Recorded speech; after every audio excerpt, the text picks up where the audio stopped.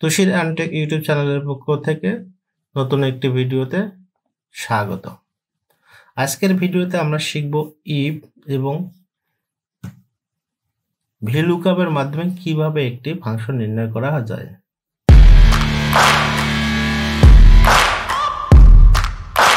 তাই ভিডিওটা শুরু থেকে শেষ পর্যন্ত দেখবেন। আর আপনাদের কাছে রিকোয়েস্ট, প্লিজ আমার চ্যানেলটিকে সাবস্ক্রাইব করবেন এবং পাশে থাকা বেল আইকনটি অন করবেন। কথা না বলে চলুন ভিডিওটা শুরু করি। যেহেতু এসকে ইজ না নামে একটা অপশন আছে, এটা আপনাদেরকে আগে জানতে হবে এটা কি, কেন এবং কি কারণে ব্যবহার করে। আমরা ই প্লাস ভিলুকআপ এগুলো সবাই জানি। যেহেতু আজকে একটা নতুন একটা ফাংশন, তাই এই ফাংশনটা নিয়ে আগে একটা বলে রাখি, সামান্য কিছু ছোট করে বলে রাখি। আচ্ছা, ইজ নাটা কাজ করে হচ্ছে নট অ্যাভেলেবল ইরর ক্ষেত্রে, আর বাকি সব ক্ষেত্রেও কাজ করে না। ঠিক আছে, দেখুন এই যে ট্রু, এটা শুধু দুইটা ভ্যালু রিটার্ন করে, একটা আছে ট্রু আর একটা আছে ফলস। যদি কখনো এরকম কোনো অপশন আসে যে কি হ্যাশ এন স্ল্যাশ এ, অর্থাৎ হচ্ছে নট অ্যাপ্লিকেবল, ঠিক আছে, এরকম কোনো ইরর আসে, তখনই শুধুমাত্র ও কাজ করে, অন্যথা কোনোভাবে ও কাজ করে না। ওকে, তাহলে চলুন তাহলে নতুন ভিডিওতে যাই। আচ্ছা দেখুন, এখানে আমরা পূর্বে একটা ভিডিও তৈরি করে দিয়েছিলাম, সেই ভিডিওটা নমুনা একটা আমি দিয়েছিলাম। এখান থেকে যদি আমরা একটা নতুন একটা দেই, এই যে মনে করেন এখানে আমরা ব্লু প্যানার দেই, নির্দেশিয়া দেই, হচ্ছে না, তাই না? এখন যেহেতু আমাকে এখানে কি করতে হবে, আমাকে এই যে সংখ্যাটা আছে না, এই সংখ্যাটা বাড়াইতে হবে। এই সংখ্যাটা আমরা যদি 9 পর্যন্ত দেই, তাহলে দেখেন অলরেডি প্রোগ্রাম আউট। এই কাজটা কিভাবে কাটছিলাম সেটা আপনাদেরকে দেখাবো। ঠিক আছে, তাহলে চলুন আগে এই ফর্মুলাটা আমরা ডিলিট করে দেই। ঠিক আছে, এটাকে আমরা বর্ডার দিয়ে নেই, alter S B A for technical value দিয়ে দিলাম। এখন এই জিনিসটা আমরা এখানে নির্ণয় করব। এটা আমরা কিন্তু ইফ ব্যবহার করে বা অন্য কিছু ব্যবহার করে করতে পারতাম এবং করি, সচরাচর করা যায়। যেহেতু এখন অ্যাডভান্স লেভেলে, তাই একটু অ্যাডভান্স করে দেখাচ্ছি। ওকে, তাহলে সর্বদা আমাদেরকে কি করতে হবে, অবশ্যই ইকুয়াল ব্যবহার করতে হবে এবং ইফ দিলাম, দেওয়ার পর ইজ না, ওই যে ওইখানে বললাম যে এটা শুধুমাত্র নট অ্যাপ্লিকেবল ফাইলে কাজ করে। এরপর আছে ভিলুকআপ ব্যবহার করব। আচ্ছা, কিবোর্ডে আমার মাঝে মাঝে কিবোর্ডটা ভালোভাবে কাজ করে, আবার মাঝে মাঝে কাজ করে না, এই জন্য আমি আন্তরিকভাবে দুঃখিত। আচ্ছা, আসছে। এরপর আছে লুকআপ রেঞ্জ। ঠিক আছে, আমরা যেটা চাই আর কি, আমরা কি চাই এই রাশির মানটা, ঠিক আছে, লুকআপ রেঞ্জ, এই রাশির মানটা প্রোগ্রাম কি আউট হয়েছে কিনা।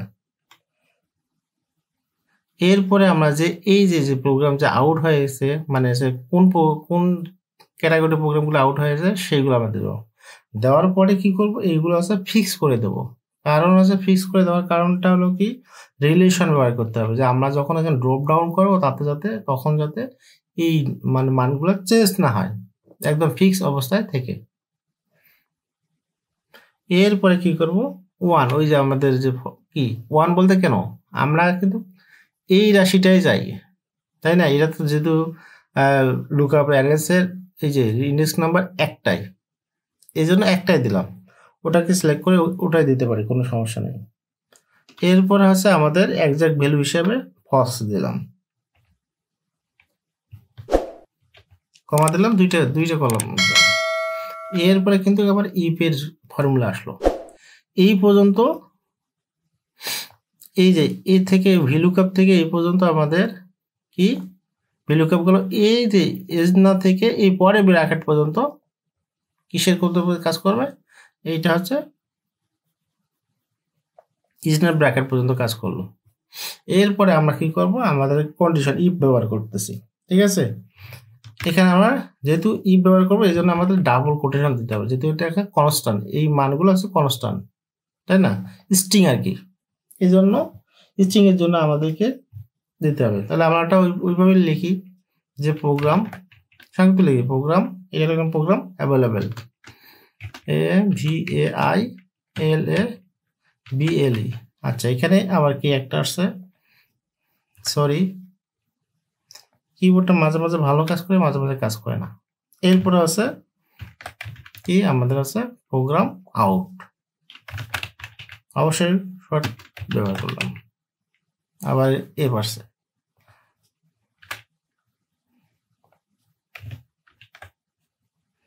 তাহলে আমাদের হিসাবে কি করলাম, এন্টার দিলাম। দেখেন আমাদেরকে প্রোগ্রাম হিসেবে যা চাইছে সেটা চলে আসছে, তাই না। এভাবে ড্রাগন ফ্রি হ্যান্ড করে দিলাম। তাহলে আমাদের হচ্ছে যেখানে আমরা যেটা দিছিলাম, এখানে আমরা কি দিছিলাম, এখানে দিছিলাম GCKL, দেখেন এখানে প্রোগ্রাম আউট। এটা কিন্তু নর্মালি আমরা ইফ ব্যবহার করে করতে পারি, এতে কোনো সমস্যা নেই। তাই যেহেতু বর্তমানে আমরা সবগুলো এখন অ্যাডভান্স লেভেলে কাজ করতেছি, তাই একটু অ্যাডভান্স ভাবেই ব্যবসা করতেছি। তারপরে যদি আপনাদের ভিডিওটা ভালো লাগে, লাইক কমেন্ট শেয়ার করতে ভুলবেন না। আর যদি কোনো কোশ্চেন থাকে, প্রশ্ন থাকে, তাহলে অবশ্যই কমেন্ট করে জানাবেন। আর হ্যাঁ, আমার একটা ফেসবুক পেজ আছে, সেখানেও আপনারা এই ভিডিওটা পেয়ে যাবেন, সেম নাম, তুষিরান টেক। এখানে বলার তেমনটা কিছু নাই, যা শুধু আমার VLOOKUP, আর VLOOKUP এর প্রথম ভিডিও বা বেসিক ভিডিও শর্ট টেকনিকে সেগুলো দেওয়া আছে। লার্ন এক্সেল বাই রিদম, অর্থাৎ ছন্দের মাধ্যমে এক্সেল শিখি, সেখানে আমার পূর্ণ ভিডিওগুলো দেওয়া আছে। এখন অ্যাডভান্স লেভেল, তাই বেশি সময় নেব না।